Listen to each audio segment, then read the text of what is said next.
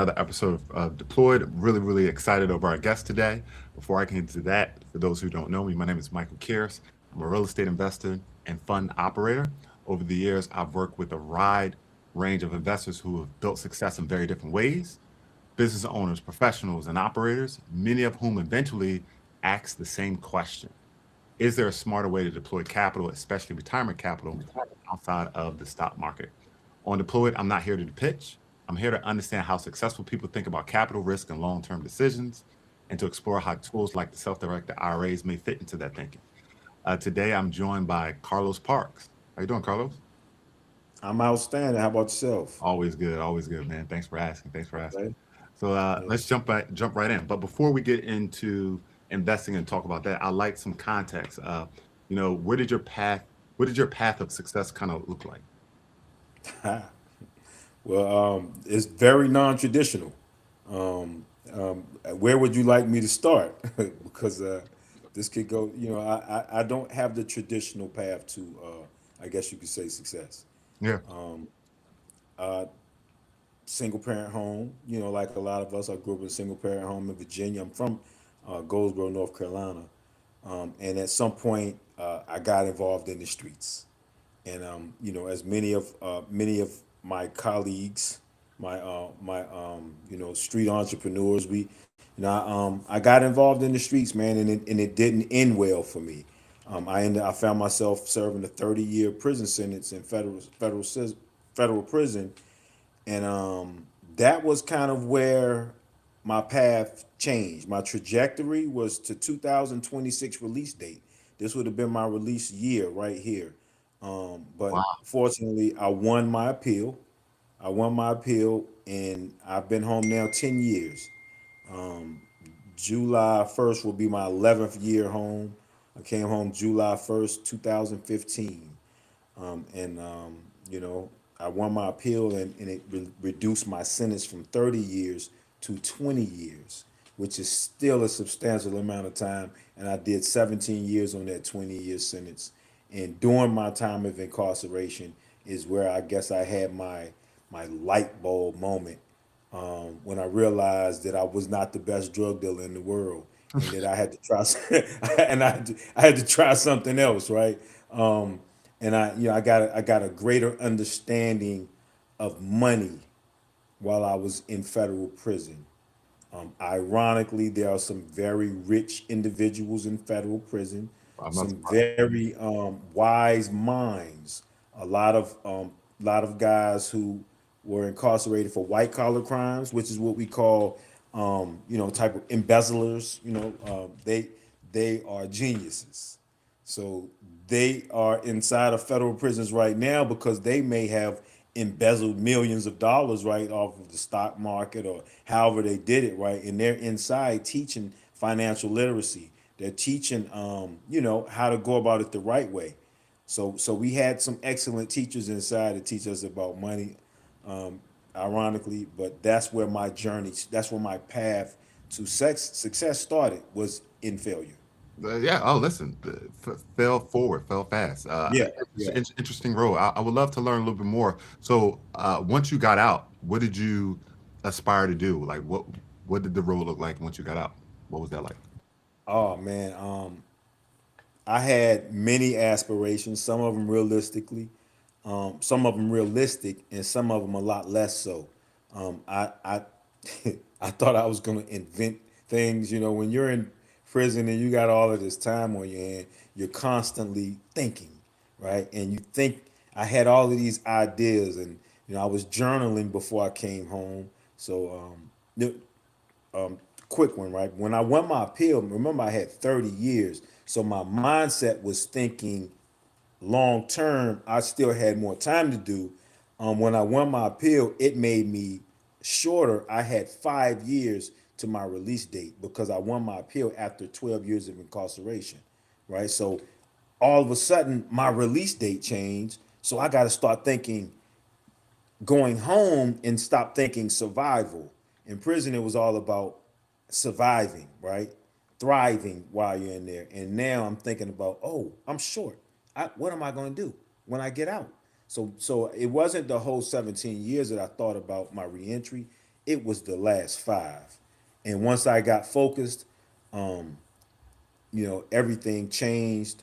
I became a Toastmaster, which really helped me with my communication skills, right? We had Toastmasters come into federal prison, and I was a part of the first chapter, the first organized chapter of Toastmasters. I was in this organization, it was Fresh Start Toastmasters in Pollock, Louisiana. That's awesome. That's awesome, man. Yeah. That's awesome. Yeah, I love Toastmasters. So I remember when I got my first role at a company as a project manager, I seen Toastmasters like the flyer, like in the bathroom of bulletin board, and I immediately was like, I want to be a part of that. I didn't even really understand what Toastmasters was. I don't even Yeah. know how I connected the dots that it was speaking, and that was teaching you how to become a public speaker. But that was one of the best things that I ever did, man. I flew through it and I really took advantage of it. That's awesome. So Yeah. I think I remember you mentioning off camera that you're a public speaker now. Is that right? I am. I am. So I've always I've always been a talker, right? Never been shy. So it was a natural fit for me. But Toastmasters broadened my horizons. I realized there was a lane for competition in speaking, right? And I'm like, man, I'm watching, they showed us how these speakers, went on they had these competitions and someone will become the Toastmaster of the year and all of this other stuff. And I'm super competitive in everything I do. Anything we do, I'm going to try to outdo you, right? That's so with speaking, I couldn't wait. I'm like, I want to do that, right? So that ambition, man, led me to once I came home, I wanted to speak. So I just wanted to tell my story. I had an interesting story and I wanted to tell my story. So I would start telling my story to anybody who would listen. And that, propelled me into the school systems. I spoke to schools, prisons. I eventually was able to speak in prisons.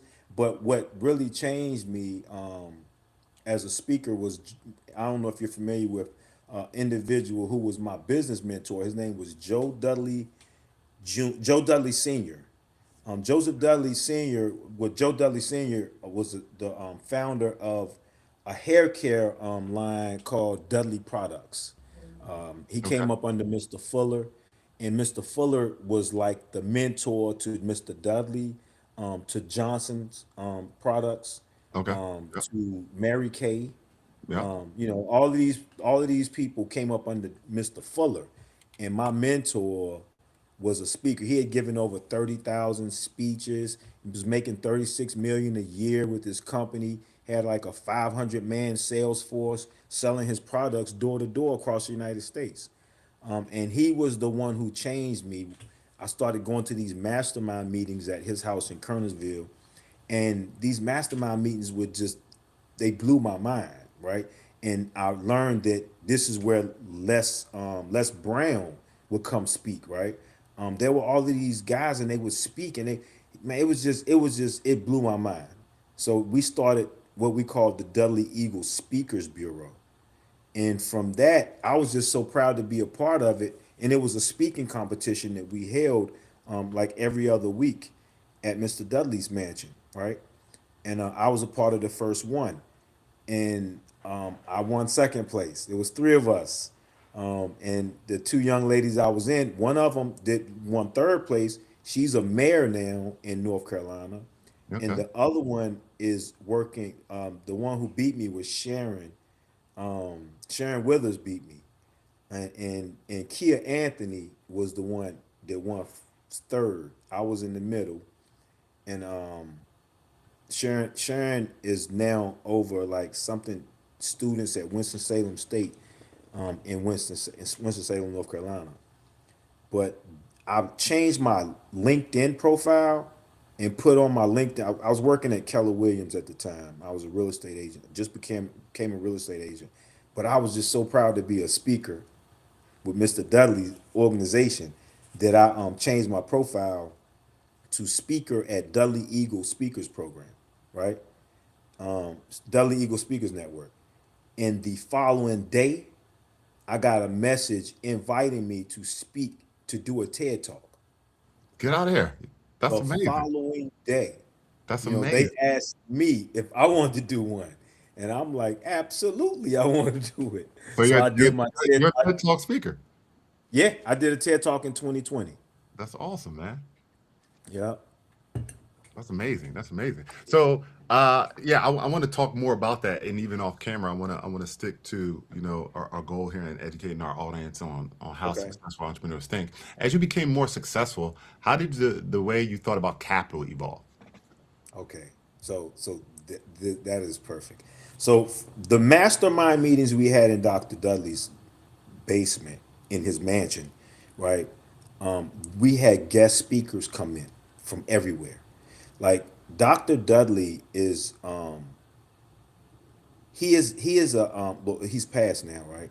He is a huge figure in so many people's lives that people would just come in to speak, and it was always about business, normally entrepreneurship, but we had people from all walks of life come in and give us, their spiel and their expertise on finance. A lot of these individuals were in the financial sector.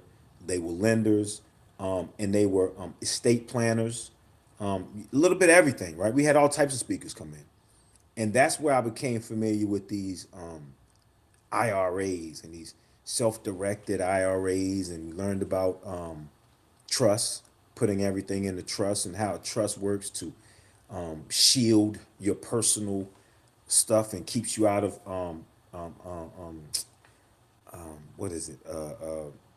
Legal troubles, Yeah, when someone passes, I don't know why I'm having a brain fart, but when someone dies oh, like probate. intestate, probate. Thank you. Mhm. So how a trust will keep you from dealing with probate, and in our community, right? Our community aren't always the best prepared for death, right? So we had these people come in and have these conversations that we needed to hear, right? And as I'm hearing these conversations from an entrepreneur mindset, because a mindset is the difference between me and someone who works a job, right? Absolutely. It's all about how we think. And I was taught to think differently while I was around Mr. Dudley. So although I wasn't in a job, I did have a job. I worked in mental health, and I had just got my real estate license. But through our meetings, I realized the difference, right? We learned about Robert Kiyosaki and the quadrant, right? The cash flow quadrant, right? How the Absolutely. That's money quadrant. works, Absolutely. right? And it was just so mind blowing to be in this space with these people who understood money on a different level, right? And I quit my job because Mr. Dudley had a saying, we are job makers, not job takers. So when he said that, I was working a job, I was working in mental health, and I'm like, oh, I got a job. I felt called out, right? So I'm like, man, I gotta get. So I understood that, you know, it was time to bank on being a I wasn't a business owner at the time. I worked for Keller Williams, but I was 1099. I was an independent contractor. So I wasn't in the employee quadrant. I was an independent contractor, and I left mental health where I was paid a check. I was still a 1099 there too though, but I just banked on my real estate. you know. But what really changed was my wife is a nurse. Okay. My wife had a not 401k, the other something 403. 403B. She had a 403b. Mm-hmm. So I'm looking like she got this 401k, and I'm hearing these things in the meeting about the 401k. And I mean, she had a 403b, which is basically similar to a 401k, but most people have a 401k. And I'm hearing all of these things, these negative things about 401ks, and how it's better fitted for you. It would behoove you to move your money from that 401k and put it into this, what is it, an interest bearing IRA or something? Yeah, or Something. a self-directed IRA. Yeah. Yeah, yeah. So IRA is something with a Roth, right? Hmm. Well, they have What's one it? that's a Roth and then one that's just regular. But yeah, you're Okay, all right, got right. you.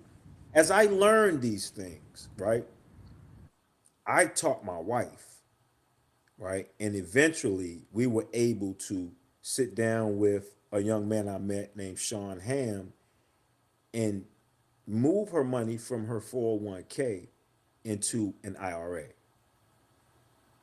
And then we set up one for myself, That's right? awesome. Because I get sizable transactions and all of that money, we've made our money work for us a lot better now, right? Absolutely. Um, yeah, man. So yeah, and I'm happy. You know what I I'm saying? bet you are. I'm I can see happy. it in your Yeah, face.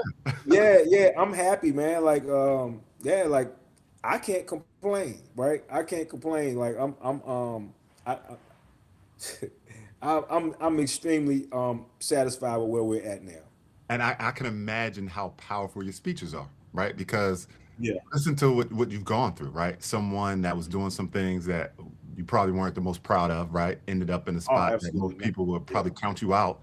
And then Mm. you're able to, you know, get your sentence reduced. And then you get to hang and be around and absorb all of this powerful knowledge from these successful entrepreneurs who have the clues to success, and Yeah. you were blessed to be in those rooms. So I can imagine, man, the stories that you can share, how powerful they are.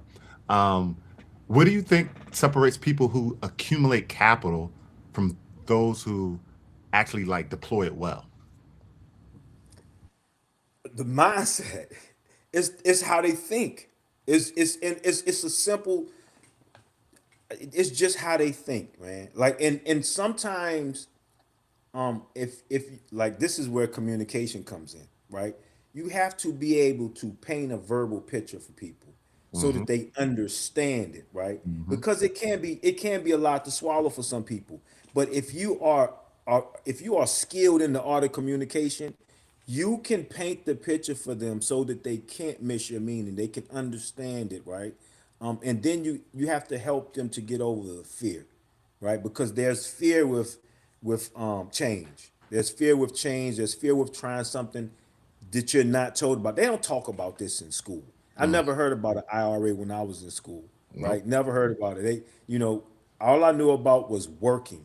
School prepares you to work, Exactly. right? That's Exactly. all. It prepares you for a good job, right? So you're not in school and they're telling you how to start a business, right? Oh, set you up a 501 what is it, 501(c)(3) or 3C. I got one, a 501(c) nonprofit, right? Yeah. Set up, I've learned so much about how to escape taxes, right? Write off things and everything, right? And it's not against the law, right? It's just that rich people know how to do it and poor people don't. So who do I want to be around, right? I was taught to change my circle, and I changed my circle substantially. And I'm look no what happened. longer in, people can, hey man, you don't come to the block no more. No, I don't. I'm sorry, man. Like I'm sorry, I love y'all, but man, if you gonna stay there, that's where you gonna be. I'm gonna be over here, Yeah. right? Because they eat better over here, right? And yeah, look, and they teach you how to eat, Yeah. right? So I'm around people. I mean, I'm not trying to be funny, but I don't really indulge individuals who aren't talking about money, how to maintain money, how to get how to, like that's just where my mind is at, right? So it's just a mindset change, right? So like and I hate to like talk about this, but income tax time is coming up, Absolutely. right? And we have a lot of people in our community who are going to get nice checks, Yeah. right? Yeah. $5,000, $10,000 checks, right?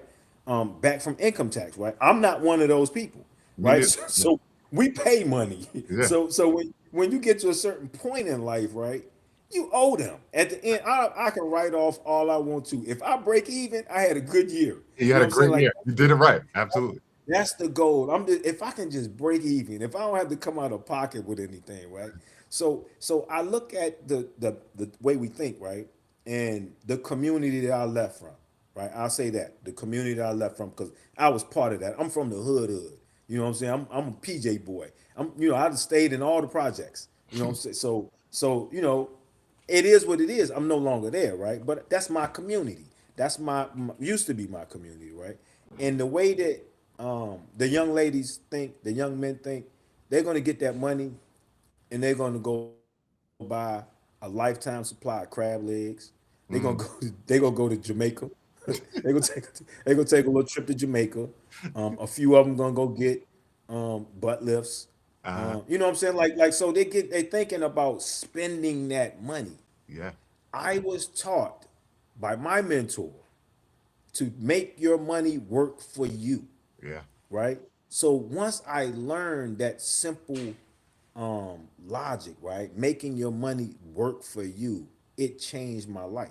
mm-hmm, I was used to what we call chasing money, mm-hmm, right? So I was always chasing money. And Mr. Dudley called me on it. He said, man, listen, you always chasing money. The young guys call it chasing a bag, yeah. right? They're chasing a Into a bag, right? bag. Yeah, yeah. Yeah, yeah. So I'm gonna tell you, this is one of the things that Mr. Dudley said to me that changed. Like, it was so many. There was so many aha moments with him, right? But when he said this to me, it changed my life. He said, "You don't need to chase money." He said, money should find you attractive. Yeah, If you attract money, you don't have to chase money. yeah. Money chases you. He said, Carlos, money finds me attractive. And when he said that, I was like, oh, I gotta attract money. How do you make money? Like, man, and this man just taught me so many lessons, man. Like I could go on and on, man, but you know, I attract money now. And I can say that, I attract money now. Sometimes money just comes from different directions for me, like that's just the simple truth, man. And it's helped me to change my life, change my children's lives, man. And now me and my wife and I are foster parents, That's awesome. and that's a huge accomplishment for someone who is a convicted felon. Yeah, I've got my foster care license, that's right? awesome. This is probably by far the greatest achievement of my life, That's and it's awesome. probably the most rewarding thing I've ever done, That's right? awesome. We have a little 4 year old, man, and this little girl loves me to death. I That's love her to death. She's in daycare right now. My kids love her to death. I started over. I'm 52. My oldest child is 30. He's about to turn 31. He has 6 children, so I have 6 grandkids, right? And then congratulations. I have 2 new kids. My son is in there is 5, and my daughter downstairs, she's 8, Okay. right? And they're younger than their nephews and nieces. Now they're younger than their nephews. The nieces are younger. The little girl, my little granddaughters are younger than my daughter. But yeah, man, and we got a 4 year old foster child now. That's So awesome, man. That's awesome, yeah. man. That's awesome. So, uh, how do you personally think about risk today versus earlier in your career? Man, so another, I like to give people jewels, man. So this is another jewel I was taught, right? Because certain anything that could could negatively affect you is a risk, right? That's a risk. It's taking a chance that could possibly affect you negatively, right? Not that it will. So stock market, there's risk involved, right? With me particularly, I invest in real estate. There's still risk, right? Life insurance, right? There's risk, right? Everything, there's a risk with it. When I step out the door, there's a risk to my life. Every time I get in my car, there's a risk. Certain things have more risk than others. So, however you choose to invest your money, whether you like to take, if you want to invest in things that are a little safer, that have less risk, right? You choose saving your money in the bank. Hmm. Not a lot of risk in that, right? But there's also not a reward. Like the interest that you accrue on your money, You're losing that's money because of it's nothing. appreciation. Yeah. Yeah, it's nothing. It's not like with real estate. A property could appreciate hundreds of thousands of dollars in 5 years. I gained $200 in equity in the home I'm in right now. $200,000 in equity in less than 5 years, That's right? awesome. So that was a good risk, right? It's not always going to weigh out like that. It depends on when you take the risk, Hmm. when you enter the market, and when you get out. So yeah, I view risk is a necessary evil. You need to take risk, and the greater the more risk you take, man, the greater the gain, right? Should be. The greater It's gain should be. it Yeah, the should greater. be, yeah, the greater gain should be. Yeah, thank you for Absolutely. clarifying that. Yeah, so it's like with investing, they have when you invest in the stock market, they'll tell you they're like three tiers, right? Mhm. This bottom tier is less risky, but it doesn't pay off as well. You're not investing as aggressively, right? You're investing in, IBM and Walmart and all these safe bets, right? But then when you get to the middle tier, it's a little more risky. We're investing in products that aren't as proven and aren't as secure as these other large conglomerates, right? And then there's the top tier. This is an aggressive approach to investing, right? There's more gambling involved. We Mhm. really don't know what might come from this, but Speculative. we're Yes. banking on the potential, Yes. right? So you as a person are gonna, have to figure out where you stand. I'm at the top. I'm aggressive, man. Like me, I'm aggressive. Why? Because I gave the world a 17-year head start. I came home at the age of 41. I can't take my time. Mhm. I Yes. can't be down here. No.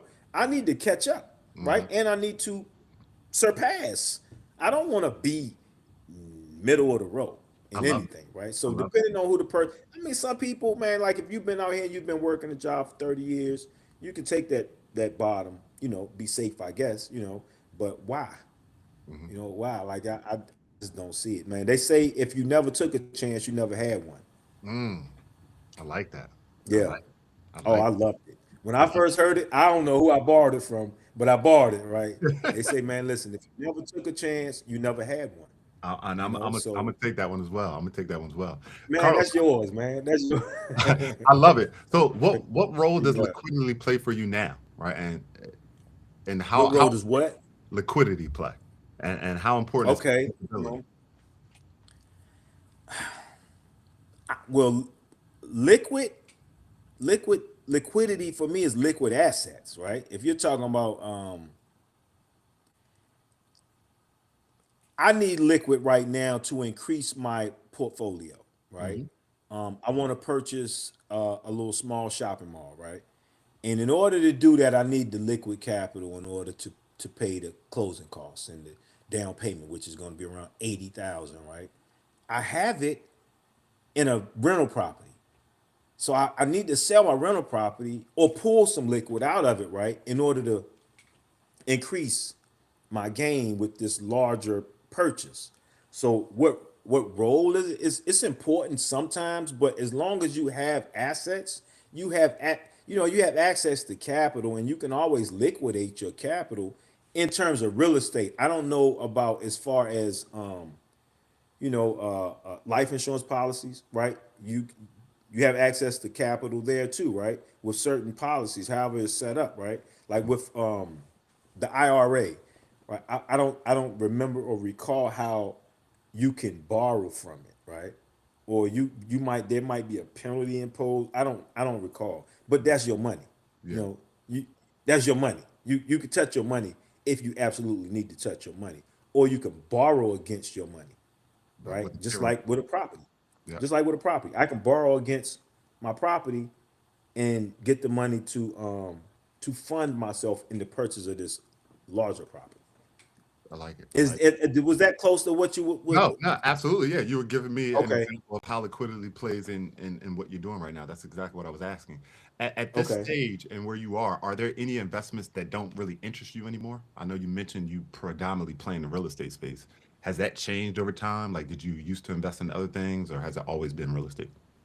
Man, for me, so shameless plug, man. I got to plug something real quick, right? Please, please do. I wrote I wrote my book Oh, from selling bricks to selling bricks, I like it. right? And that is it's self-explanatory. I went from selling bricks of cocaine, right, to selling bricks like the ones behind you, Hmm. houses, buildings, right, real estate. I like it. So I kind of know my lane. I know where I'm comfortable. I love working with people. Selling real estate allows me to work with people. I'm a communicator. and it gives me my time. Like Hmm. right now, I have buildings for sale right now. I'm not outside with a anything. I got my sign in front of there. You know what I'm saying? So it kind of like just sells itself. Hmm. I'm at home. I'm at home all day. We just had snow out here, Hmm. so a lot of snow. So school's closed for the rest of the week. I have my kids right now. You know, I like my time. So this is one of the things you can't overvalue is your time. And I That's right. love to be able to do what I want to do, set my appointments when I want, be available. And being available has opened other doors because I have so much time with selling real estate, which is lucrative.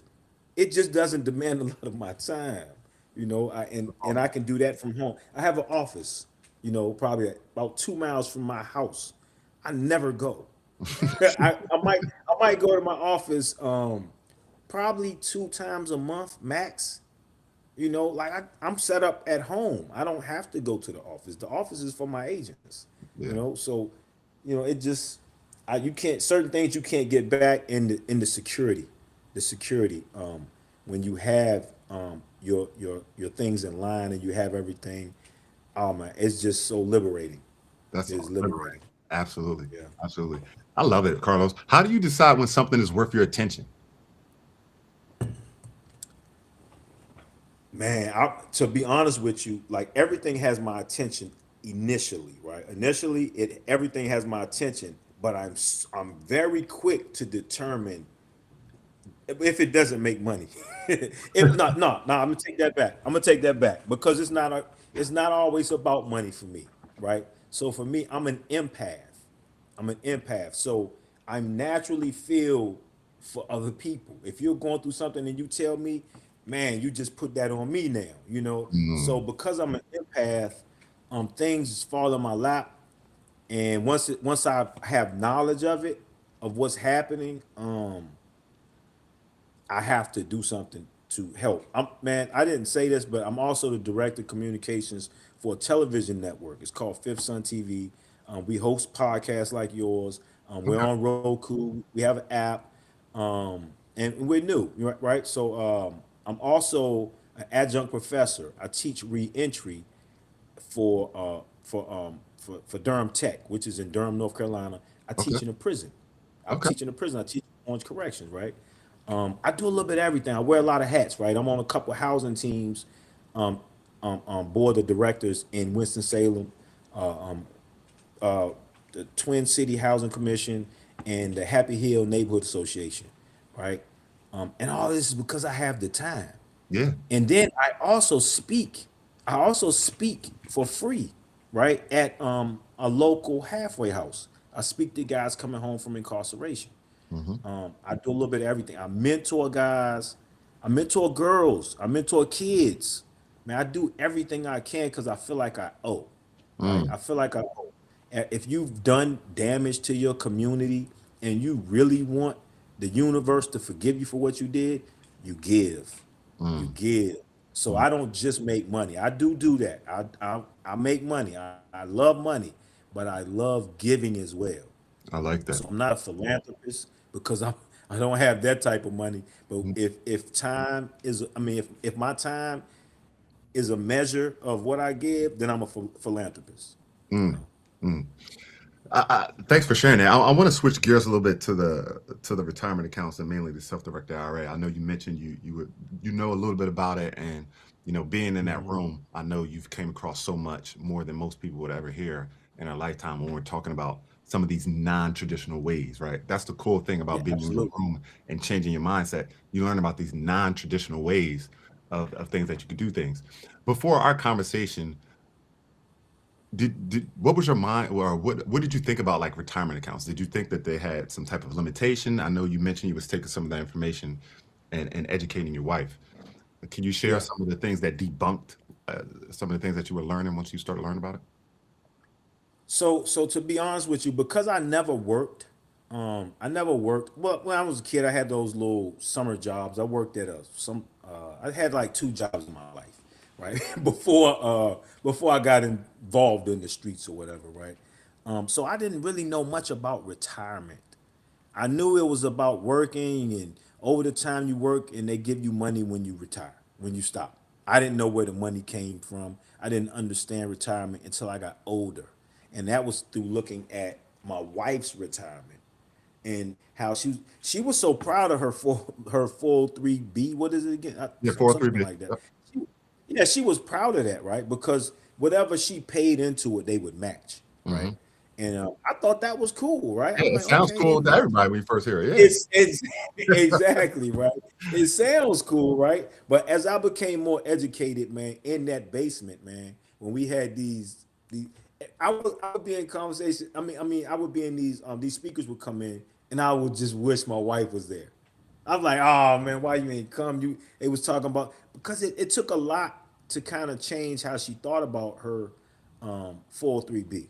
Hmm. All right, when I brought Sean in to talk to her about it, because I don't have a retirement account. For me, every my foot is on the gas when it comes to making money because I'm starting so late in life, right? And I knew retirement wasn't an option for me. If I started a job at 41 and stayed there 30 years, I'm 71 years old when I retire. So I'm like, nah, that's not gonna work for me. We got to find another route. So I had to find jobs that had higher yield where I could, put some nuts away like a squirrel. Yeah. So Yeah. that was my thought process. And my wife, first she was more concerned with getting the insurance, and I had a one of those garbage insurance policies. And when I met Sean, I think he was the first one to tell me about a it was one before I had an IRA. It was something else. It was a Like a whole life policy, maybe like a whole bullet life.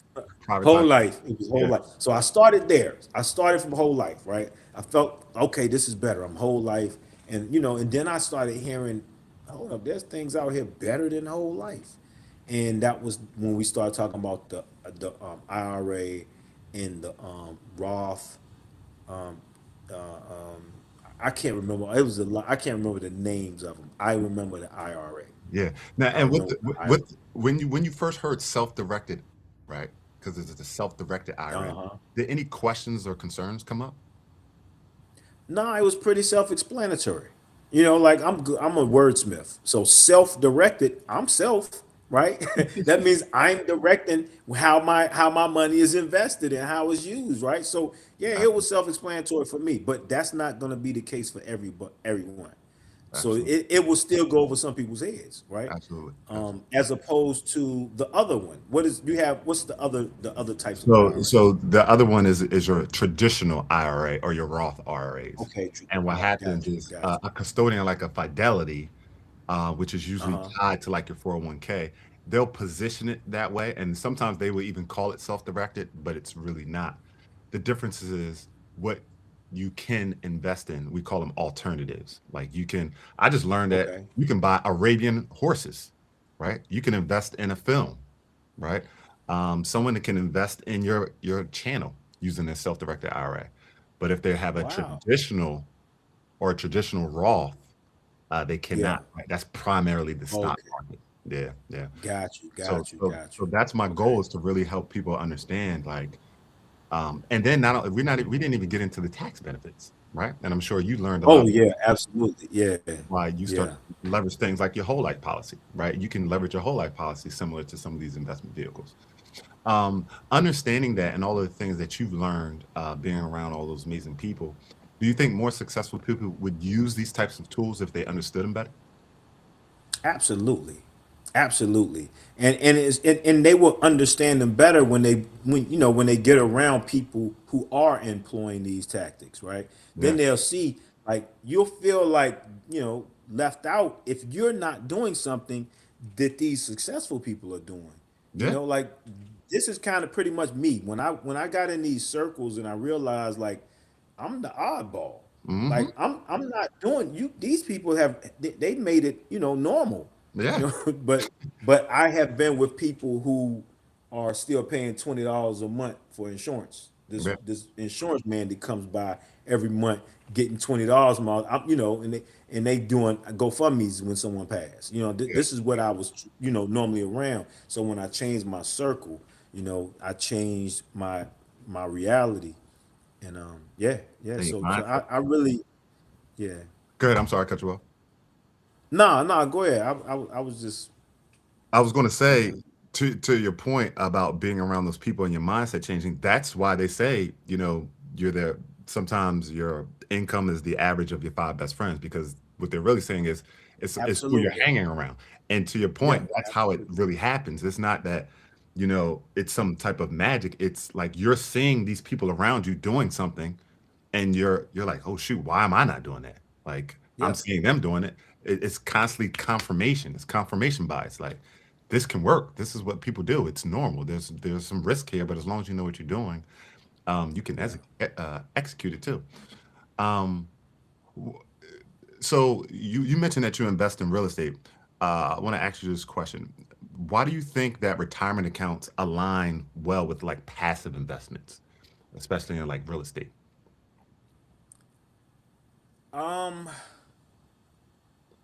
I mean, which type you talking about 401ks? Yeah, even your 401ks or maybe your Well, self-directed IRAs. yeah, the self-directed. How do they? Why do I think they align? Because when you invest in real estate, you need access to capital, sometimes, right?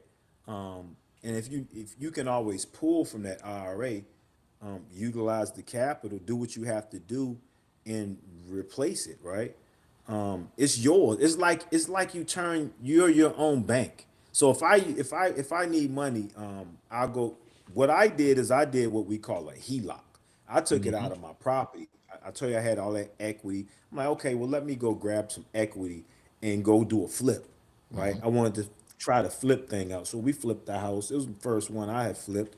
And that's not, because I do long-term rentals. And I wanted to try the flipping thing out, see how it was. It wasn't for me, but I Hmm. did have access to the capital through my HELOC. Now my HELOC, the interest was probably a lot higher than what we would have paid if I'd have just got it from the insurance policy, Hmm. right? So, but the fact that I can go do that, right? It's not a lot of people can just go get $100,000, right? Absolutely. So I'm like, oh, I need 100,000. All right, it's not a lot of people can go pull that type of capital, right? Right. Right. So with real estate, it allows you to go pull the type of capital you need. With your IRA, it allows you to go pull the type of capital you need to, make your money work for you even more. Because like I'm aggressive. Like I'm not if I buy a rental house and it works, I'm gonna buy another rental house. And if that won't see, I'm gonna buy another rental house, right? So copy, rinse, repeat. So Hmm. like everyone's not aggressive, I'm just super aggressive, maybe because I have to be, right? But maybe because I didn't have a head start. I had to start way behind. And so in order to catch up with people, I gotta run harder. Yeah. So I gotta take more risks. And they don't always pay out. I'm not gonna like I've lost. I started a trucking company. It didn't do well. What I'm saying? Right. But it was an investment. So it was just me trying to figure out another way to employ my money, right? Exactly. So Exactly. everything doesn't work. That's one thing about being aggressive in your investments. Sometimes you're gonna you're gonna hit a dead end. Yeah. I Yeah. did that with that trucking company. Yeah. Absolutely. So But you learned a lot, right? I learned.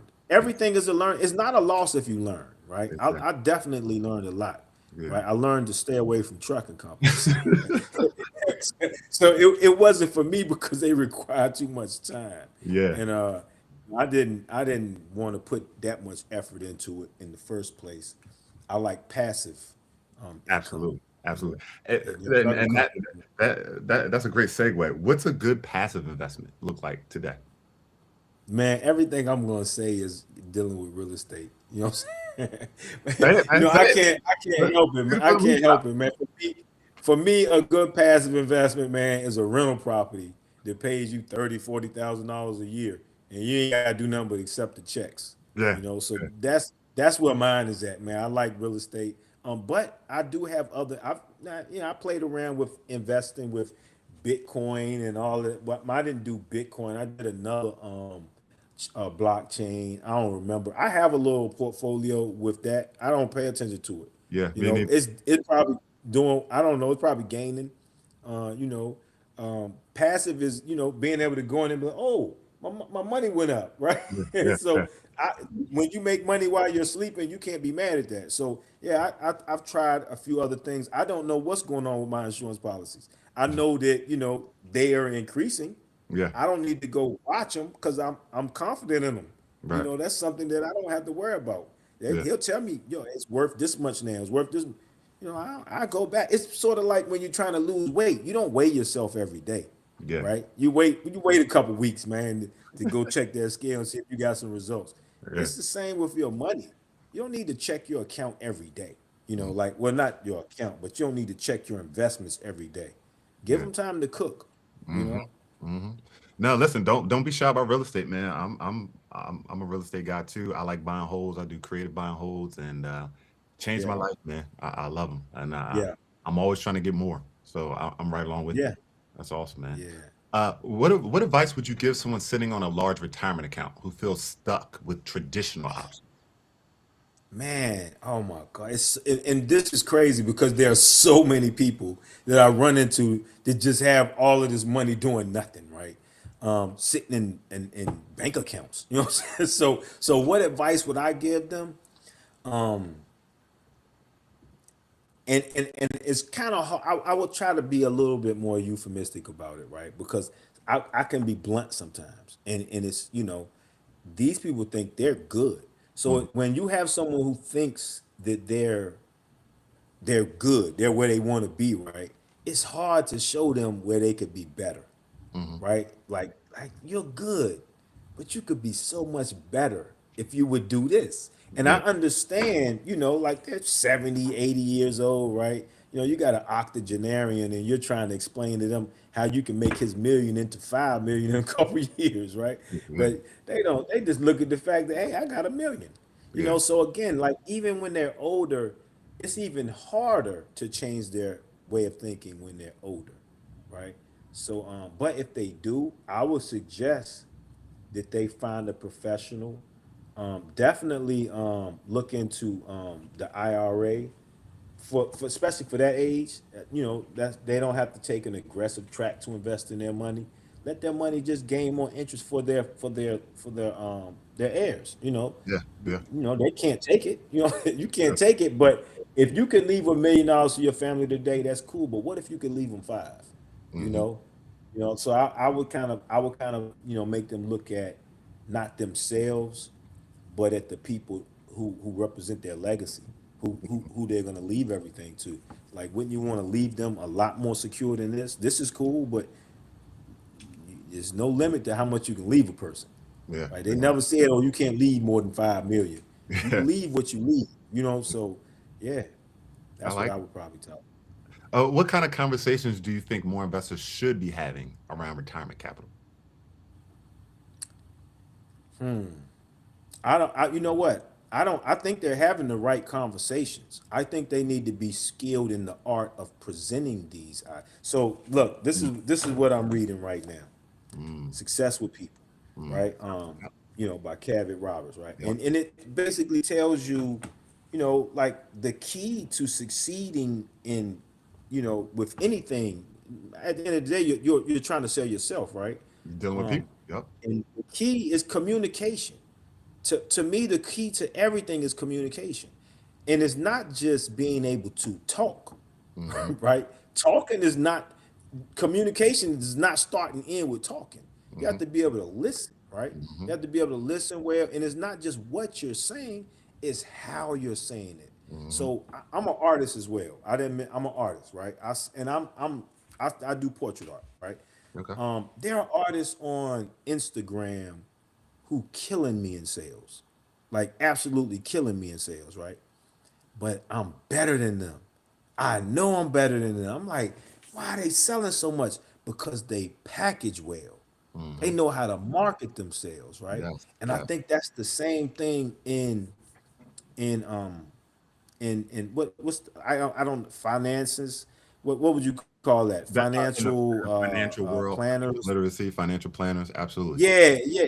Investing. Yeah, so Yeah. the problem there is not what they have for sale, is how they're selling it. They're not all skilled in communication, Mm-hmm. right? You are an exception to the rule because you have experienced Toastmasters, Mm-hmm. right? You spend some time perfecting that, right? But what I find is a lot of people from that banking world, right? The numbers guys, right? They aren't the best communicators. right? Yeah. They say not to them, they're saying it clear. You know Yeah. what I'm saying? To them it's clear. Speaking logic, But yeah. to the receiver, yeah, oh yeah, to them it's oh man, I said it exact. Nah, but to the receiver, you gotta pay attention to who you're talking to, how they speak. If I started speaking to you in Spanish right now, you're not gonna understand me. Right. It's the same thing when a numbers guy starts talking numbers to me, right? Listen, man, you're talking a whole nother language. I need you to break that down and simplify it so that I can understand. So I Uh, feel like no, the conversation is cool. It's how they're packaging it, yeah. how they're saying it. No, man, well said. Once well said. I have I coach real estate investors, and Okay. one of the biggest challenges for most of them is me teaching them how to raise money, right? And I always tell Mm, them that if because what I do is unorthodox and more complex when you talk about real estate investing.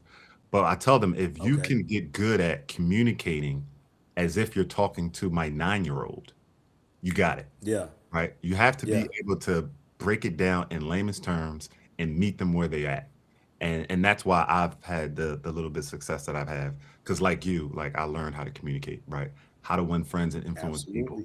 Absolutely. I did door-to-door sales, right? I did Toastmasters. We just have, that just happens to be our natural talent that we're great communicators, and it can take you a long Yeah. way. Carlos, this has been amazing. Thank you so much, man. I really appreciate it. Thank you, I'll man. I away, appreciate man, it. and surprised. Yeah. Uh, thank you to those who are watching live. Thank you to those who are watching the replay. If this conversation resonated with you, share it with someone who's built success and is now thinking more intentionally about how they deploy their capital. And if you're curious about how the self-directed IRAs can be used for passive real estate backed lending, you'll find the resources in the description below. Thank you again for listening, and we'll see you on the next episode of Deploy.